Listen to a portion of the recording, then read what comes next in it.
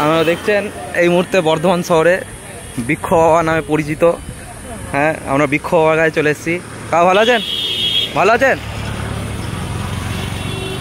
কাকা কিছু কথা বলে না, কিন্তু ওনার কাজ হচ্ছে বৃক্ষ বাবা ওনার নাম। ইনি কাজ এই দেখুন পুরো রাস্তায় উনি পরিষ্কার করেছেন বিনা পারিশ্রমিকে, কেউ ওনাকে বলেনি, এবং পরিষ্কার করে এই দেখুন রাস্তা ক্লিন করে দিচ্ছে। হ্যাঁ, এই মুহূর্তে বর্ধমান শহরে গোলাপবাগ ক্যাম্পাসের মধ্যে এখানে দাঁড়িয়ে আছি।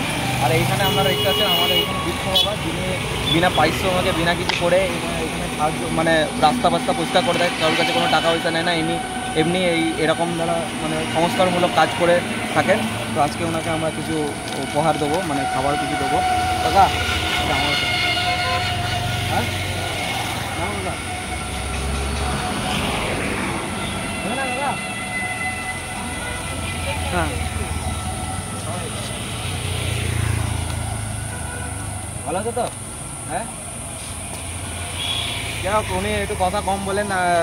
এখন আমরা ওনাকে একটু জল আর একটু খাবার দিলাম যাতে উনি একটু খায়, এবং খুবই ভালো লাগলো এনার কাজটা, তাই জন্য ওনাকে আমরা একটু সাহায্য করলাম।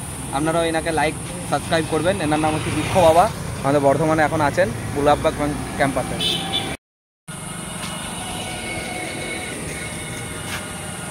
দাদা আপনার নাম কি? দাদা আপনার নাম কি? नाम ने बात नहीं करते?